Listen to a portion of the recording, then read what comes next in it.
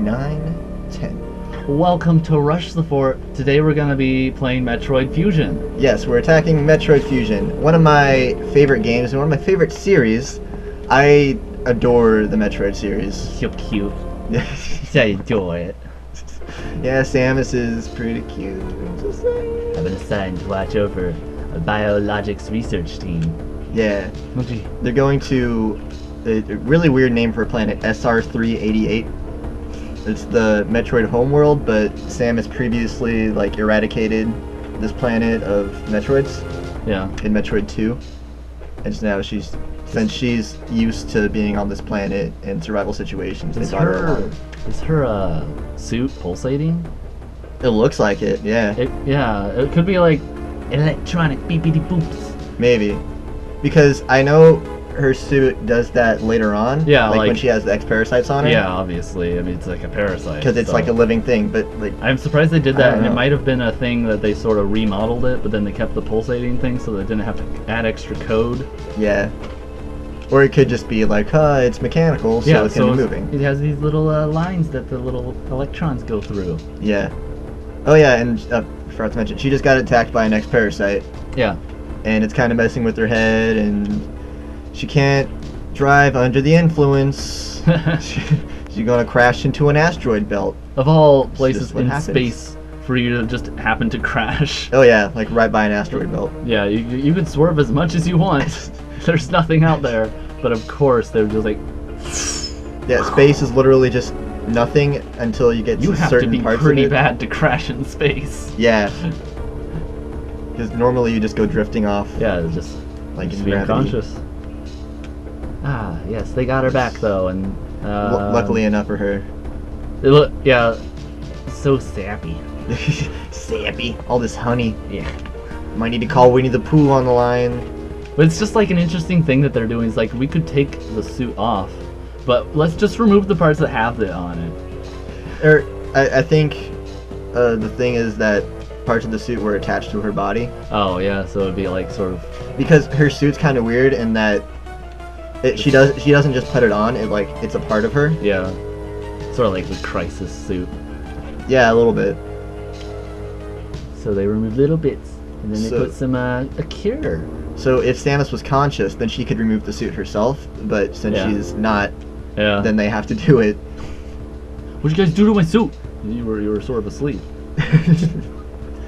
Okay, I was just trying to see if our mic was on for a second there. It is. Oh yeah, gosh, that would be terrible. Yeah. Because this is the third time we've tried this game. Yeah, our third attempt. The first time it was with our old recording software. I had a caffeine crash that time. Mm-hmm. The second time, our sound thing was a bit messed up, so we didn't record very well. And also the video was laggy for some reason. Yeah. Oh, and here they're using the Metroid DNA from the baby Metroid she rescued at the end of Metroid 2, which sadly died in Super Metroid. Oh. It was pretty traumatic. But yeah, it ended up saving her in the long run. Again, at least they saved the helmet. Yeah. Looks like a diving helmet now. I think her suit in this game looks kind of goofy, but I mean, it's okay. Yeah. I owe the Metroid hatchling my life twice over. Yes, quite. It's so fancy. Yeah, and this is the first game that they released where Samus actually talked. Oh yeah, it's like a narrative. Like if this was a modern game, they would probably have a cutscene just having her talk about like, the ship's computer has notified me of the approach. Which they did in Metroid Other M, but it didn't turn out very good. The voice actors they brought on for that game was terrible. Yeah, I remember playing that game. And actually, I don't play that many Metroids, so I think that was my first impression of it. Oh, that's terrible. That's why I wasn't quite into a Metroid. And even I tried playing the one on my 3DS, but it got a bit confusing. And I don't like looking up strategy guides anymore because I used to be really big into strategy guides and cheat codes, and I just sort of dropped that a few years ago. I think Metroid 2, the one that you played, is probably the weakest in the series. Yeah. But I mean, I would definitely recommend you go back and try to finish it. Yeah, I'm trying. I just lost my place. Yeah. Oh, this records so good. Yeah, it does. This is the first time we've used our hoppage to record GameCube stuff. Yeah, so it's a miracle that we managed to get it to work. Funny thing, we had the video input set to HDMI, which is why it wasn't working for a while. Oh, okay. But look at the animation they got in this game. Like it's pretty. This is one of the earlier GBA games. Yeah, so it's pretty cool about how many frames they were actually able to put into it, and how many moving items at once. I love how the GBA was basically just a portable SNES. Yeah, now that you mention it, it was, because I have a Link to the Past game for the Game Boy Advance. Yeah, and they re-released a lot of SNES games on the Game Boy Advance. Yeah, it's really cool. Like all the Mario games. I didn't even make that connection, and I was like, wait a second, you're right. A lot of SNES games were on the GBA. Like on first thought, I might have to research that myself. I think that SNES era of games is my favorite. Yeah, and that also carries over to the GBA. Like, I love these kind of games. Just the graphical style and... Which is funny, because we sort of we were like the generation right as that was ending. Yeah. So and I wasn't even exposed to it that much until way down the line.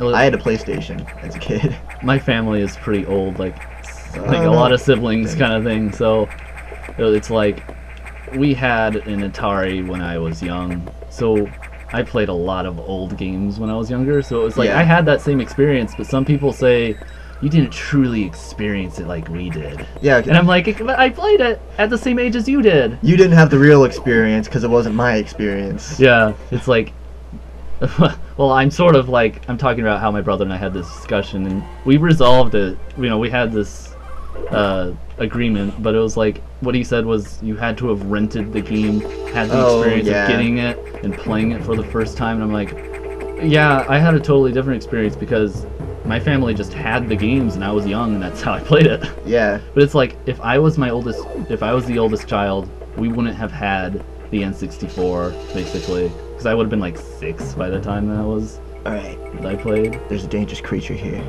Oh, it's not gonna hurt you, mate. It's not gonna hurt you. Crikey! Look at the size of that thing. As we see it go. It's got some chompers. I think it's infected by an X-parasite. We better watch out. Look at this little... Oh no, crikey, it's coming after me. What am I gonna do? It's not actually. You're like, oh no! It's gonna get me. It just flies off. Ah, dang. Aw, dang it got me. Oh no, I'm infected, Todd. What am I gonna do? Oh, you probably should get a shot. Try to go to the doctor's office, see if it's positive or negative. I think they actually used the last of the Metroid DNA for that. So. Oh yeah.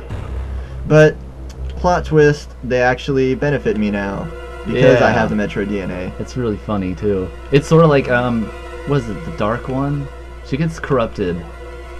Isn't it are you talking about Metroid Prime or? No, it was a later. It was like almost like a Wii game. Yeah, Metroid Prime 3. Oh, okay, yeah. Yeah, and they actually have something kind of like Dark Samus in this game. Oh. It was like the Dark Samus before Dark Samus.